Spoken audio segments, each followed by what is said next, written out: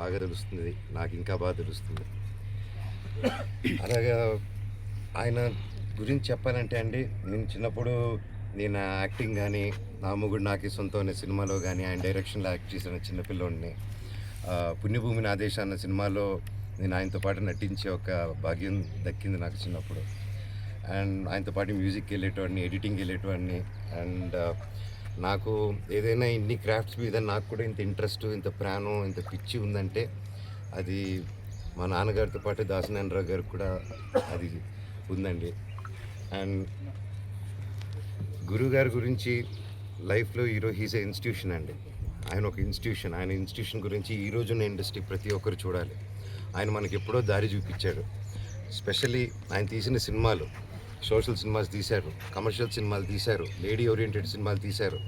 ఆయన ప్రతిసారి దాసిరి నారాయణరావు గారు అయిపోయారు అనే టైంలో ఒక కొత్త రకమైన సినిమాతో ముందుకు వచ్చేటోళ్ళు.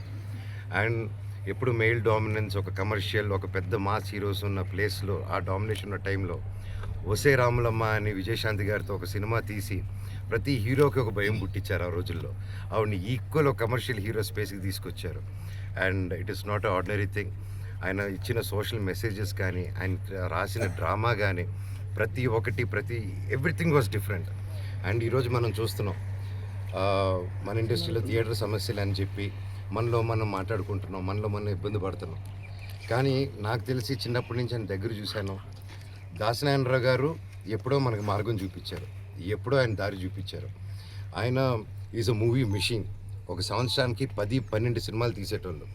ఆయన ఒక అడిగితే ఎందుకంటే మనం ఒక సినిమా తీస్తే ఇంతమందికి డబ్బు వెళ్తుంది, ఇంతమందికి ఉపాధి కలుగుతుంది, థియేటర్స్ ఫిల్ అవుతాయి, థియేటర్స్కి మనం రెగ్యులారిటీ ఇవ్వకపోతే థియేటర్స్కి జనాలు రావడం అది అలవాటు తప్పుతుంది.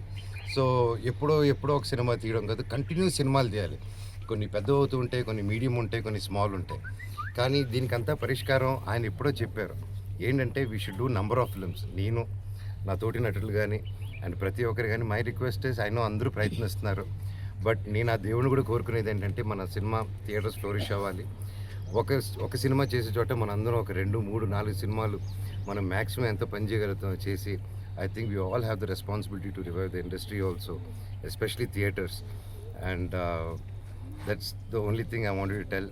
అండ్ నాకు నిజంగా ఈరోజు ఇలా వచ్చి మా చేతుల మీద ఇది అవ్వడం నిజంగా అది దేవుడి బ్లెస్సింగ్స్. ఆయన దేవుళ్ళని ఆయన చేయించుకొని ఆయన మా ఆంటీ పిలిపించుకున్నారు.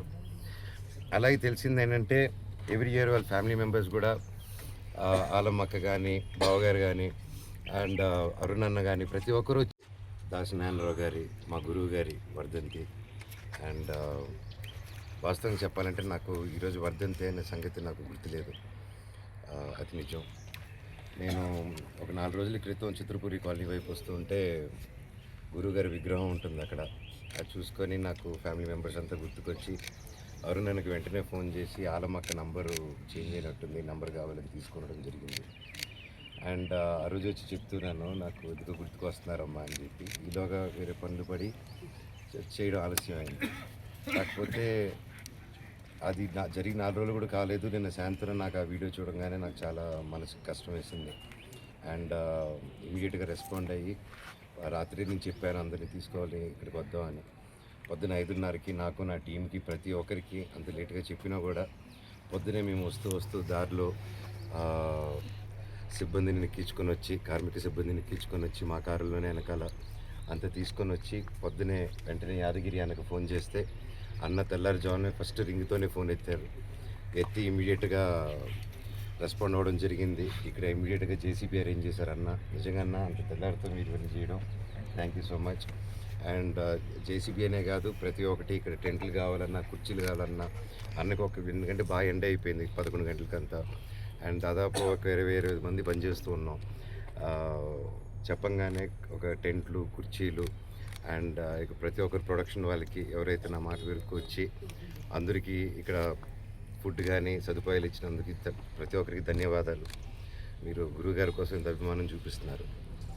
అండ్ గురించి చెప్పాలంటే ఆయన ఒక గొప్ప దర్శకుడు, గొప్ప డైరెక్టర్, గొప్ప యాక్టర్, గొప్ప screen play writer and what not, editing దగ్గర నుంచి, మ్యూజిక్ దగ్గర నుంచి, డైలాగ్స్ దగ్గర నుంచి ప్రతి ఒక్కటి 24 క్రాఫ్ట్స్ ఉంటే 24 క్రాఫ్ట్స్లో ఆయన రాణించారు. ఆయన అంతకంటే అది అందరికీ తెలిసిన విషయం. కాకపోతే నాకు అంతకంటే ఎక్కువ నా కుటుంబ సభ్యుడు, నా గురువు గారు, నా తండ్రి సమానం.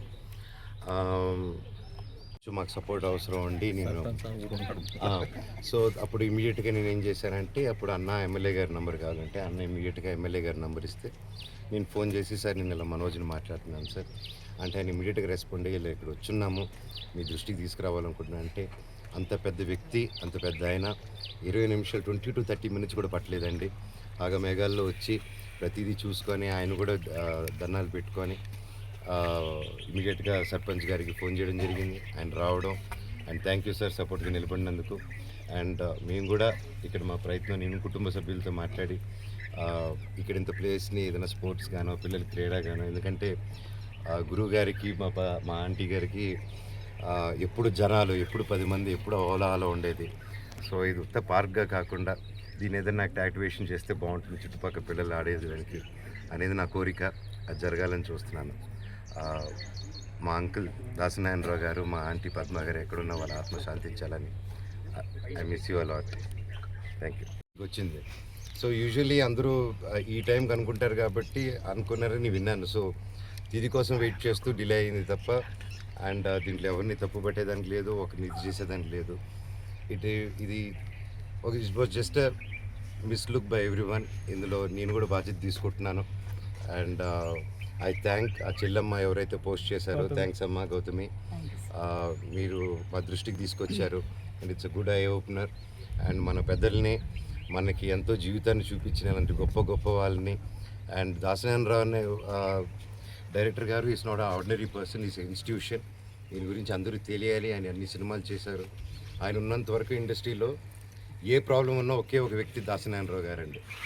అండ్ నేను చూసేటోండి కొంచెం వందల మంది, వేల మంది వెయిట్ చేసేటోళ్ళు ఆయన కోసం. జస్ట్ ఆయన దగ్గరికి వెళ్తే పరిష్కారం అయిపోతుందిరా అని చెప్పి.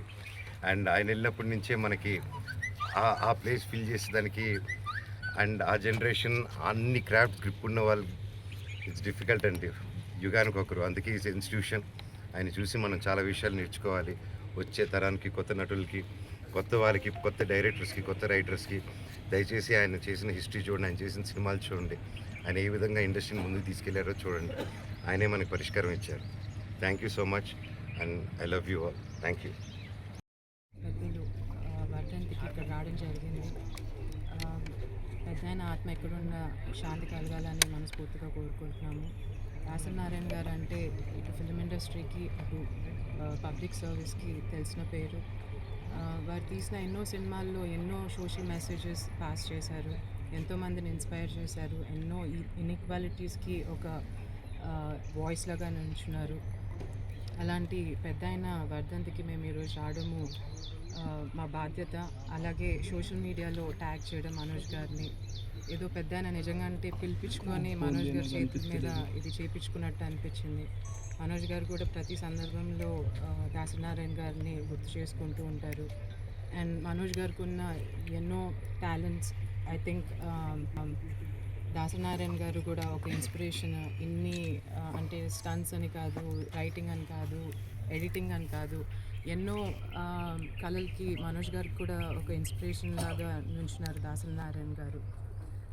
వారి ఆత్మ ఎక్కడున్నా శాంతి కలగాలని మనస్ఫూర్తిగా అందరం కోరుకుంటున్నాము. మేము వెళ్ళి కారులో ఎక్కించుకుని వచ్చేది ఇదిగో మా సోదరుల్ని అందరూ వచ్చాం. థ్యాంక్స్ అన్న. మామూలు కష్టపడలేదండి, ఇది ఒక 100 మంది చేసే పని.